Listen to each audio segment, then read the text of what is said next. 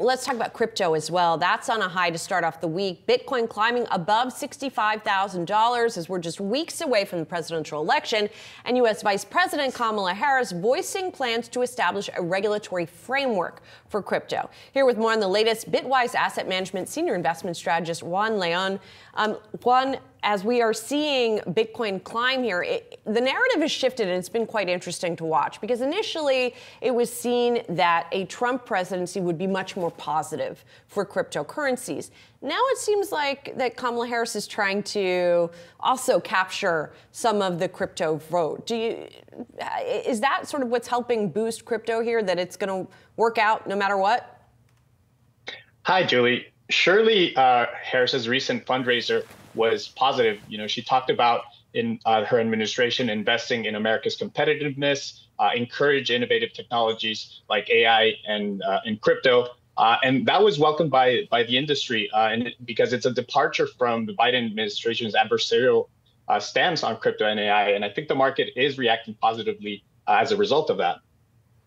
Do you think, Juan, it's about Harris or is it about Trump? I'm curious to get your take on there because, listen, Trump clearly positioned himself, as a strong friend of the crypto industry, trying to win over crypto votes. I see these reports that prediction markets have really flipped here in the last few days, Juan, now assigning Trump greater odds of a victory. I'm wondering if you think that is actually perhaps a tailwind here for Bitcoin and why we're seeing the moves we are.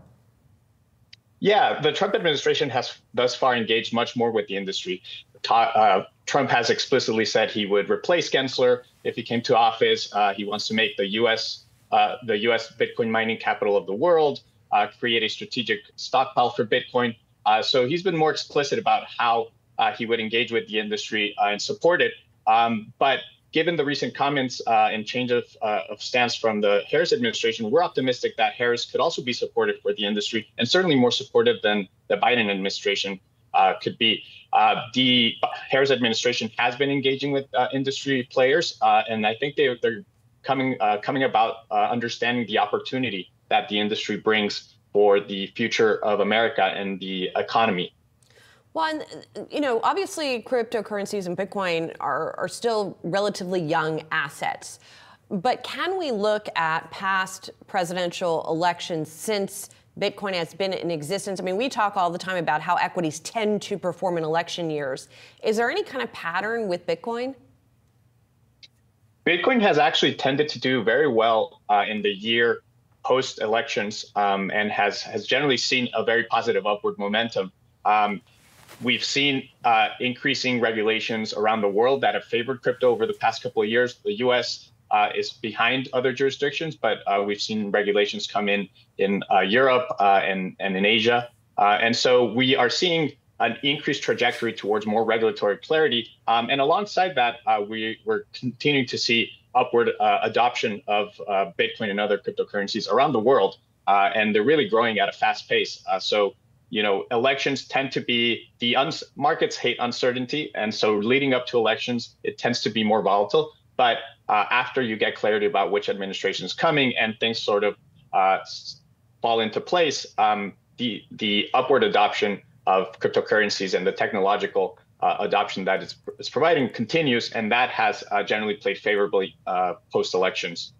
Juan, I'm also curious, China, obviously, taking steps, stimulus, they want to support their economy. Has that proven, do you think, to also be a tailwind for Bitcoin? Is that another reason we see it moving higher here?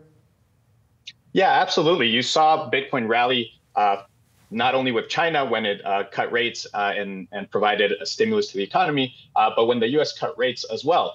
Zooming out of the election outcome, we're seeing bills with bipartisan support move through Congress in the U.S. We're seeing a global economic easing cycle with central banks cutting rates, governments stimulating the economy. At Bitwise, we have onboarded a record amount of clients this year who are investing in Bitcoin and Ethereum via the ETFs and are excited about what other assets may be approved in that ETF wrapper for them to access going forward in the next 4 years. So we're seeing great momentum in the industry. We're seeing continued innovation. Stable coins are gaining traction, new blockchains that are launching for specific use cases. We're seeing established institutions from BlackRock to Sony building on top of blockchains. So we're really seeing the industry cross that chasm into the mainstream adoption and that has us very excited at Bitwise. Juan, great to have you on the show today. Thank you so much for joining us. Thank you, Josh.